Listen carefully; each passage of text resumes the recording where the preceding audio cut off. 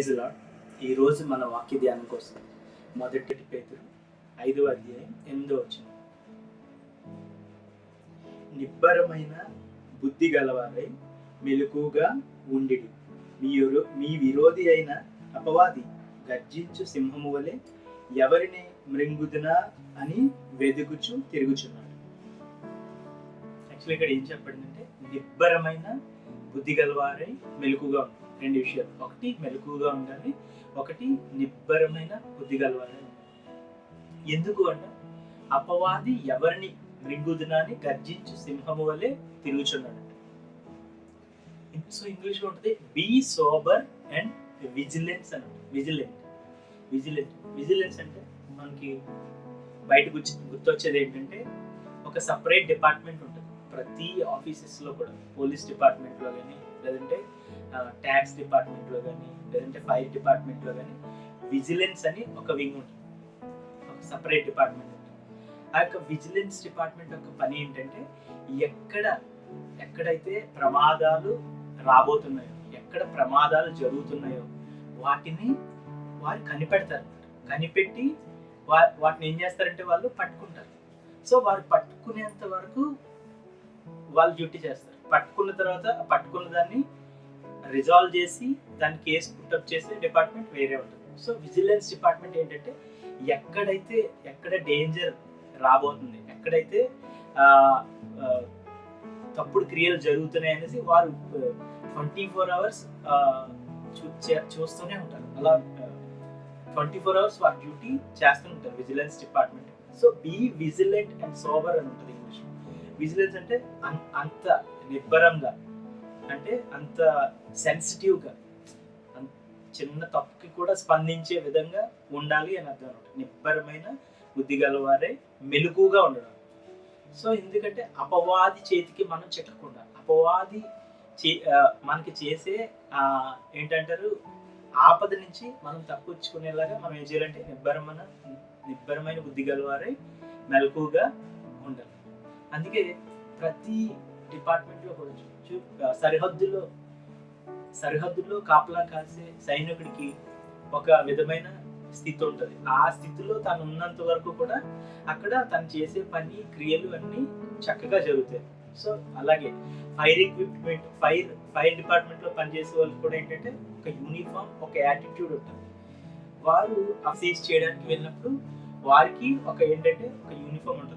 దాంతో ఆ తగు జాగ్రత్తలు తీసుకుని వెళ్ళినప్పుడే వారు సేఫ్గా ఆ ప్రమాదాన్ని వాళ్ళు ఆపగలుగుతారు. ఆ ప్రమాదంలో వారికి ఏ హాని లేకుండా కూడా వెనక్కి తిరిగి రాగలుగుతారు. సో అలాగే క్రైస్తవులుగా మనము కూడా అపవాది చేతుల్లో చిక్కుపడకుండా, అపవాది ఆ గర్జించే సింహానికి మనం ఏంటంటే ప్రే కింద, అంటే ఒక ఆహారం కింద మనం బలి అయిపోకుండా ఉండాలంటే మనం ఏం చేయాలంటే మనకి కొన్ని రూల్స్ ఉన్నాయి. అదేంటంటే నిబ్బరమైన బుద్ధి గలవారమండి మనం ఏం చేయాలంటే మెలకుగా ఉండాలి. అదే కాకుండా ప్రతి విధమైన పని చేసేవారికి ఒక్కొక్క మనస్థితి, వారు వేసుకోవాల్సిన సేఫ్టీ ఎక్విప్మెంట్, లేదంటే ఒక యూనిఫామ్ ఎలా ఉంటుందో క్రిస్టియన్స్కి కూడా దేవుడు కూడా ఒక సర్వాంగ కవచాన్ని మనకి ఇచ్చారనమాట.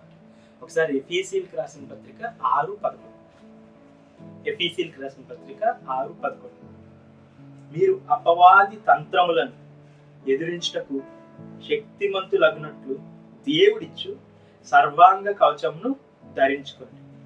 ఎలయనగా మనము పోరాడునది శరీరులతో కాదు గాని ప్రధానులతోనూ అధికారులతోనూ ప్రస్తుత అంధకార సంబంధులకు లోకనాథులతోనూ ఆకాశ మండలమందున్న దురాత్మల సమూహములతోనూ పోరాడుచున్నాం.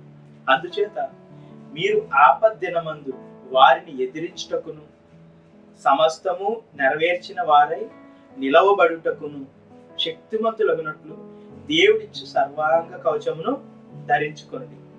ఎలయనగా మీ నడుమునకు సత్యమును దట్టి కట్టుకొని నీతియను మైమరుపు తొడుగుకొని పాదములకు సమాధాన సువార్త వలనైన సిద్ధ మనసును జోడును తొడుగుకొని నిలవబడి ఇవన్నీయుగాక విశ్వాసమును డాలు పట్టుకుని దానితో మీరు దుష్టుని అగ్నిబాలమునన్నింటినీ ఆర్పుటకు శక్తివంతులగుదురు. మరియు రక్షణను శిరస్త్రానము దేవుని వాక్యమును ఆత్మ ఖడ్గమును ధరించుకుని. సో ఇక్కడ ఏంటంటే మీరు అపవాది తంత్రం అంటే అపవాది ఏంటంటే యుద్ధంలో శత్రువుని ఓడించడానికి యుద్ధానికి రావడమే కాకుండా ఆ శత్రువు యొక్క బలము బలహీనతలు తెలుసుకొని వివిధాలైన ఏంటంటే తంత్రాలను రచిస్తారు. అలాగే అపవాది మన మీద చేసే తంత్రాలను ఎదుర్కోవడం కంటే దేవుడిచ్చే ఈ సర్వాంగ కవచాన్ని మనం ధరించుకోవాలి. అంటే చూడండి, ఇప్పుడు ఫైర్ని సీజ్ చేసి ఫైర్ని ఆపే వాళ్ళు రకరకాల ఎక్విప్మెంట్ లేదంటే ఫైర్ సీజింగ్ గ్యాసెస్ ఎలా పెట్టుకుని హెల్మెట్స్ అవి పెట్టుకుని ఎలా వెళ్తారు, అలాగే మన క్రిస్టియన్స్కి కూడా ఒక యాటిట్యూడ్, ఒక మనస్థితి, అంటే సిద్ధ మనసు లేదంటే వాక్యం లేదంటే విశ్వాసం లేదంటే ఇంకా మనం ఏంటంటే నిబ్బరమైన బుద్ధి గలవారై మెలకుగా ఉండడం, ఎప్పుడు మెలకుగా ఉండడం, ఇవన్నీ మనం మెయింటైన్ చేసినప్పుడు ఏమవుతామంటే మన అపవాది వేసే తంత్రాలకి లేదంటే అపవాది సింహం వల్లే తిరిగినప్పుడు అపవాదికి మనం ఆహారంగా ఆ అపవాది కల్పించే తంత్రాలకు ఆపదలకు మనం బలి అయిపోకుండా మనం నిబ్బరంగా నిలబడడానికి ఇవన్నీ ఉపయోగపడతాయి. సో ఈ 2 వచనాల్లో చూసుకున్నట్లయితే మన మనస్థితి ఎలా ఉండాలి, మనం వాక్యంతో విశ్వాసంతో మనం లేదంటే సత్యం ఎలాగా మనం నడుముకి కట్టుకుని దృఢంగా ఉండాలి, ఎటువంటి మనసుతో ఉండాలి అనేసి దేవుడు చెప్తున్నాడు. సో అటువంటి క్రియలు మనం ధరించుకుని అటువంటి మనస్థితిని అటువంటి సర్వాంగ కవచాన్ని మనం ధరించుకుని మనల్ని మనమే అపవాది నుంచి కాపాడుకోవడానికి శక్తిమంతులు ఆగుతారు. సరే, కళ్ళు మూసుకొని ప్రార్థన. పరలోకము అయ్యా తండ్రి, నీ వాక్యాన్ని అవును తండ్రి, అపవాదికి వ్యతిరేకంగా తండ్రి మేము నిలబడడానికి అయ్యా మీరు మాకు నేర్పించిన తండ్రి అయ్యా మనసుని బట్టి అన్నారు, మీరు ఇచ్చిన సర్వాంగ కవచాన్ని బట్టి అన్నారు, నీ వాక్యాన్ని బట్టి నీ సత్యాన్ని బట్టి తండ్రి నీ విశ్వాసమైన డాలుని బట్టి తండ్రి మీరు మాకు ఇచ్చిన సమస్తాన్ని బట్టి అన్నారు. అవును తండ్రి, ఈ రోజు నుంచి మేము తండ్రి నిబ్బరమైన బుద్ధి గలవారైతే ఒక సైనికుడు తండ్రి ఎలా ఉంటాడో తండ్రి అయ్యా, ఒక పని చేసేవారు తండ్రి వారి యాటిట్యూడ్ ఎలా ఉంటుందో తండ్రి అటువంటి మనస్థితి మేము కోల్పోకుండా తండ్రి మెలకుగా ఉండి నిబ్బరం కలిగి ఉండడానికి మాకు సహాయం దయచేయండి. నజరేయుడైన యేసయ్య నామమున అడిగి పొందుకొని ఆమేన్.